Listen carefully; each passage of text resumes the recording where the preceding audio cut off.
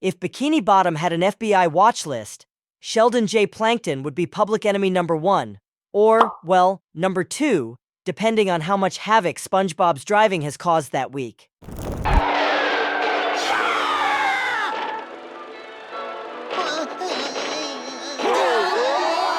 cool camera. Can I see?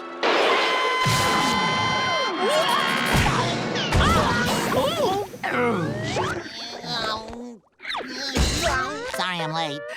But when it comes to corporate crimes, Plankton isn't just the worst offender underwater. He's a one-man espionage machine. Forget spy movies with encrypted files and rooftop chases. Plankton has been trying to steal one recipe, for over 20 years, using more disguises, gadgets, and illegal tactics than your average Bond villain. And all of it for a burger. Let that sink in. A burger. But this isn't just some harmless cartoon obsession. If Plankton lived in our world, his antics would rack up charges faster than he can say Plan Z. This tiny green mastermind isn't just annoying Mr. Krabs. He's committing serious federal crimes. The kind that get you a lifetime ban from owning a laptop, let alone running a business. So let's break it down. Who is Plankton, really? Plankton runs a restaurant called the Chum Bucket, which, ironically, serves the culinary equivalent of radioactive waste. His business plan? Steal the Krabby Patty secret formula. Use it to take down his rival. Profit. Classic villain logic. But in legal terms, that's called corporate espionage. And it's very much illegal. Especially when it includes breaking and entering, surveillance, identity theft, technological warfare, repeated attempts to destroy a competing business. If he weren't a cartoon, Plankton would be rotting in a federal cell with a roommate named Big Tuna, explaining how tax evasion works. And let's not forget, he's done this hundreds of times. New gadgets, new plans, zero success. The man's a failure, but a very consistent criminal. So, why hasn't he been arrested yet? Well, technically, the laws of Bikini Bottom are a little fluid. Their police force once arrested a jellyfish for loitering, but somehow lets a sentient, malware-infected robot wife walk free. So Plankton's never been punished. But if he operated under US federal law, he'd be in way over his microscopic head. And here's the thing. This isn't even a gray area. This is straight-up felony behavior. Trying to obtain a competitor's trade secret through deception or theft. That's 10 years per count in the US, and Plankton's already clocked in at least 50 attempts. So in the next parts, we'll walk through the specifics, the break-ins, the tech crimes, the disguises, and how his entire marriage might legally qualify as a criminal partnership. Because if there's one thing more ridiculous than a sentient Plankton running a failing fast food joint, it's how many years he should have been behind bars by now. Okay, let's get serious for a second. No, really. Plankton's antics might be cartoonish, but in the real world, he'd be neck-deep in criminal charges faster than you can say, secret formula. Because what Plankton has been doing for years isn't just mischief. It's a textbook case of corporate espionage, and there are actual federal laws that deal with exactly this kind of behavior. Let's introduce the big one, the Economic Espionage Act of 1996. This US law is specifically designed to stop people, or in this case, sentient microscopic sea organisms, from stealing trade secrets. If you're caught attempting to obtain a company's confidential information to benefit yourself or another organization, boom, that's 10 years in prison. If it's done on behalf of a foreign entity or competitor, that jumps to 15 years. And it doesn't matter whether you succeed or fail. The attempt alone is enough to get charged. Now let's apply that to our pal Plankton. Plankton's greatest hits, according to the FBI. Let's take just a few examples from his long, slimy career. In Plankton, Season 1. He attempts to pull the formula out of SpongeBob's brain using mind control. That's not only attempted espionage, it's neuroscience-assisted theft. 10 years minimum. In Welcome to the Chum Bucket, he uploads SpongeBob's brain into a robot to force him to cook burgers. Tech-based exploitation of an employee. Violation of labor laws and corporate hacking. Another 10 to 15 years. In Spy Buddies, he uses high-tech gadgets, spyware, and satellite tracking to monitor the Krusty Krab. This is literally corporate surveillance with unauthorized devices. Congrats, Plankton! You're now eligible for another 10 years in the big house. So far, we're already at 35 years, and we haven't even gotten to the part where he dresses up like Mr. Krabs' mother and tries to seduce the recipe out of a safe. Yes, that happened. But what if he claimed it was just business? Let's pretend Plankton hires a very bold defense attorney who argues, it's not espionage, it's aggressive marketing. That defense might get a laugh in court, but it wouldn't change the outcome. Under federal law, intent matters more than results. It doesn't matter if Plankton's restaurant fails every episode. The intent to steal a protected trade secret is a federal crime, even if the thief is 3 inches tall and yells, "I went to college," every time he's caught. In fact, the law is especially harsh if your actions show premeditation, technical planning, and repeat offenses. Plankton has done all of these in HD, so what's the takeaway here? Plankton's behavior might make us laugh, but in real-world terms, he's looking at decades behind bars just for what he's already attempted. If there were an Olympic sport for breaking into the Krusty Krab, Plankton would not only have the gold, he'd be the only competitor. Over the years, this guy has entered the Krusty Krab through doors, windows, vents, plumbing, secret tunnels, cash registers, and once disguised as a sesame seed. Yes, you read that right, a sesame seed. And in the eyes of the law, every one of those escapades is illegal trespassing, and in most cases, breaking and entering. That's not a minor infraction. That's felony territory. Let's break down the breaking in. 1. Through the ventilation system. Plankton's most classic move. In multiple episodes, he slinks through the air ducts like some sort of greasy, one-eyed raccoon. Real-life charge. Unlawful entry plus intent to commit theft. Penalty. Up to 5 years per incident. 2nd, via the toilet. Yes, he has flushed himself into the Krusty Krab. We don't know what law that breaks, but it probably violates multiple sanitation codes and everyone's appetite. Charge. Criminal trespass plus probable public health violation. Penalty. 3 to 5 years plus court-mandated therapy. 3. In disguise. He's snuck in as a customer, a health inspector, and even a robotic crabs. When you impersonate someone to access private property, it's fraud and trespassing. Charge. Impersonation with criminal intent. Penalty. 7 to 10 years depending on the level of deception. Repeat offender status. Here's the thing. In criminal law, doing the same crime over and over doesn't earn you style points. It earns you longer sentences. And Plankton has broken into the Krusty Krab dozens of times. Even if we lowball it at 20 illegal entries, and each carried an average of 5 years, that's 100 years for just the break-ins. And this doesn't include the property damage, like the time he blew a hole in the wall with a robot suit or melted the cash register with acid. Those are additional charges.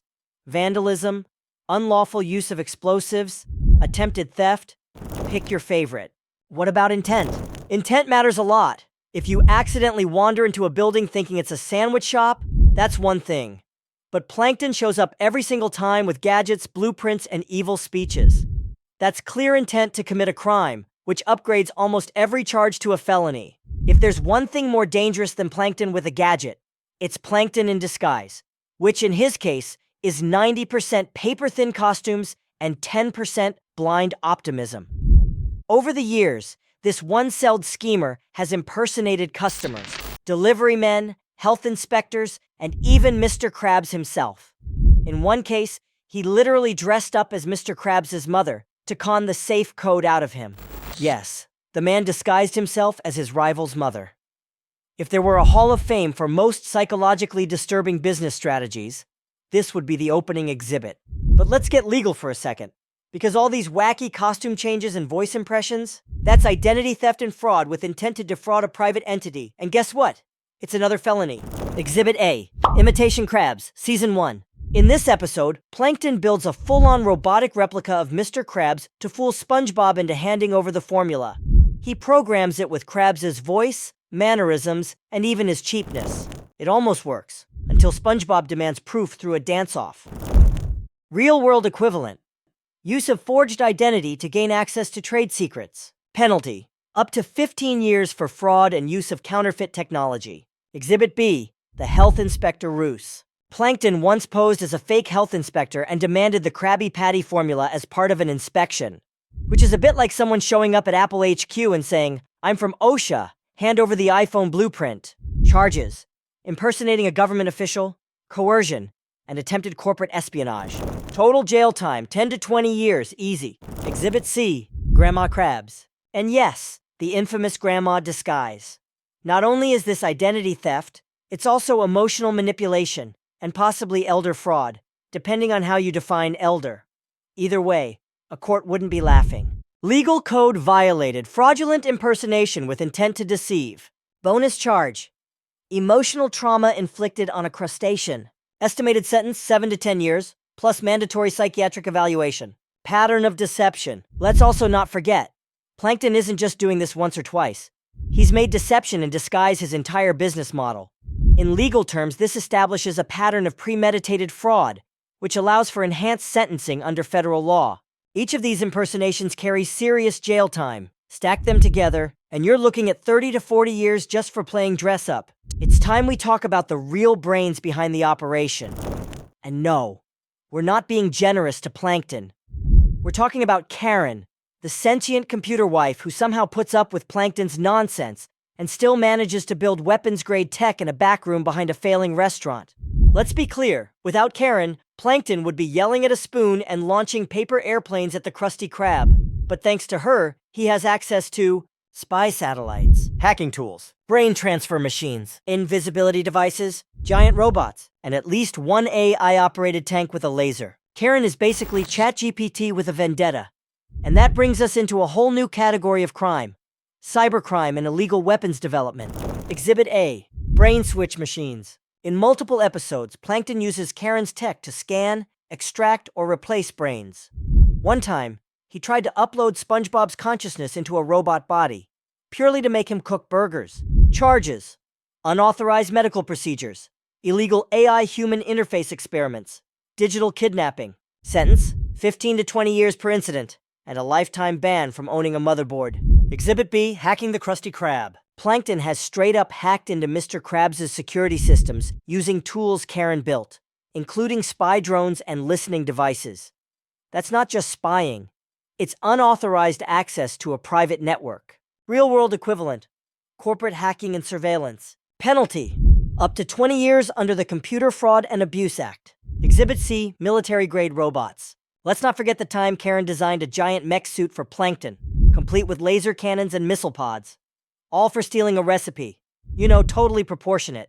Charge: possession and use of unlicensed military hardware. Bonus charge: attempted armed robbery of a sandwich. Estimated sentence: 25 years, and probably flagged by Homeland Security. AI is an accomplice. And yes, courts would absolutely recognize Karen as an accomplice. If an AI builds illegal tools, helps commit crimes, and has sarcastic comebacks while doing it, that's conspiracy.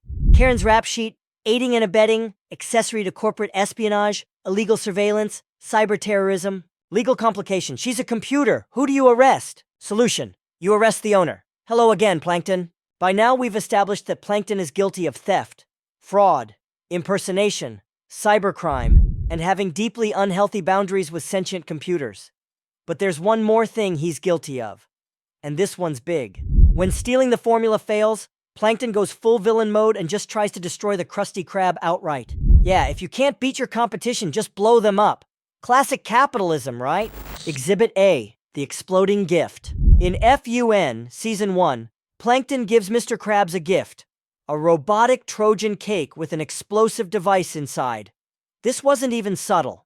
He literally says, "Enjoy your present," and then tries to detonate the place while SpongeBob watches in horror. Real-world charge: attempted arson and use of an explosive device in a commercial property. Sentence: 20 to 25 years under federal anti-terror laws. Bonus points for wrapping it like a gift. Exhibit B: the Chumbot Rampage. In Chum Bucket Supreme, Plankton builds a giant robot that ends up going berserk and trashing the town, including the Krusty Krab. The robot, of course, was created to promote his restaurant, but accidentally caused massive damage. Charge: reckless endangerment, destruction of property, unlicensed use of hazardous machinery. Estimated sentence: 15 years minimum, plus restitution for damages. Also probably a ban from owning tools ever again. Exhibit C: mind-controlled patrons. In Plankton's army, our villain unleashes a horde of his relatives, yes, all named Plankton, in a full-on mob invasion of the Krusty Krab. While they technically didn't have pitchforks, they did storm the place with the intent to seize confidential material by force. Charge: conspiracy to commit robbery, organized crime activity. Sentence: 10 to 20 years per ringleader, and guess who that is? It's not sabotage, it's business. Plankton has, at various points, used acid, magnets, hypnosis, and even quantum shrink rays to try and sabotage Mr. Krabs' business. He once shrunk the Krusty Krab to steal it. The entire building. That's not espionage anymore. That's supervillain real estate fraud. Charges: use of unlicensed experimental weapons, illegal alteration of physical property. Sentence, 30 years or lifetime probation in a padded cell. A pattern of escalation. In real legal terms, the fact that Plankton's methods go from subtle theft to full-blown destruction proves intent to harm.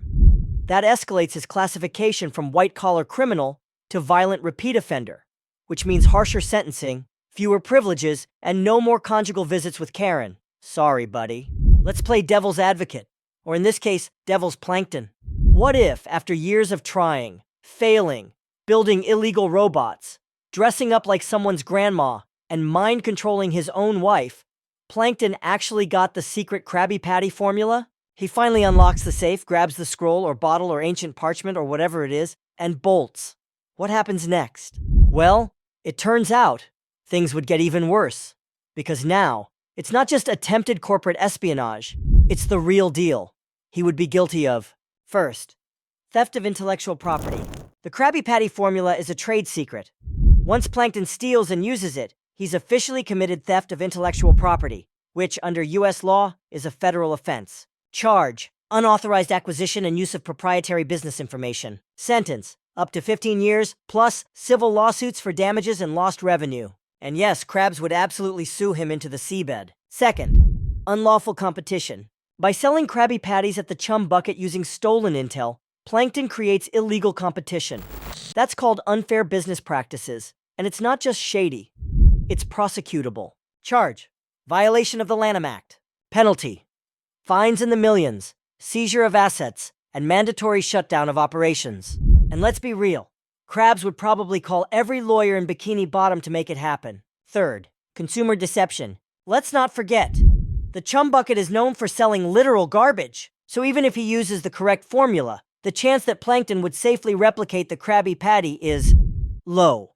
Like he once put rust in a salad, low. If the food made people sick, he could be charged with food safety violations, health code breaches, product liability, penalty, anywhere from 10 to 30 years depending on the scale of the outbreak. Congratulations, Plankton. You went from corporate thief to bioterrorist in 3 easy steps. Fourth, fraudulent branding. If Plankton markets his patties as authentic Krabby Patties, he's violating trademark law. And if he uses Krabs' name or branding, that's counterfeiting. Charge, trademark infringement. Penalty, criminal fines plus potential jail time up to 10 years. 5. Even if somehow he avoids prison, he'd face civil lawsuits, bankruptcy, business bans, and possibly public humiliation when the Bikini Bottom news reports local microbe sentenced to 300 years for sandwich-related crimes. And don't forget, the Krusty Krab is a cultural institution. Messing with the formula might lead to riots, protests, or even an angry mob of anchovies tearing the Chum Bucket to the ground. Endgame, Pyrrhic victory. So what happens if Plankton wins? He loses harder, because by actually succeeding, he invites every level of the legal system, criminal, civil, corporate, and public health, to come crashing down on him like a ton of Krabby Patties. So here we are.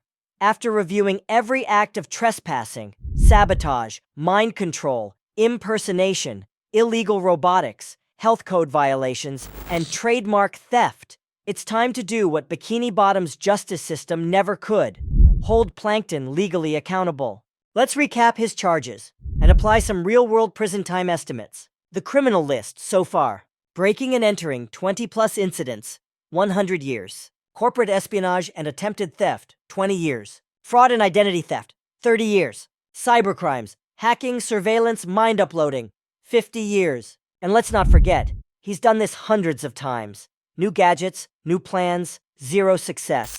The man's a failure, but a very consistent criminal. But wait, there's more. Let's bump the total to around 500 years. Because Plankton keeps committing the same crimes again and again, the court would treat him as a habitual offender, meaning many of those sentences would stack with enhanced penalties. Now add repeat offender status. Subtotal 320 years. Violation of health codes and food safety laws, 30 years. Trademark infringement and product fraud, 10 years. Conspiracy and organized crime, Plankton's Army, 20 years. Property damage and arson attempts, 20 years. Assault and reckless endangerment, 15 years. But wait, there's more. Science crimes. Yes, that's a thing. This guy once tried to upload a sponge's brain into a robot to steal a sandwich recipe.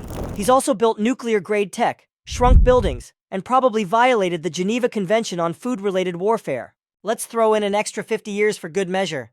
Civil suits from Mr. Krabs. You better believe Eugene Krabs is going to sue, not just once, but every single time Plankton caused damage, lost customers, or committed IP theft.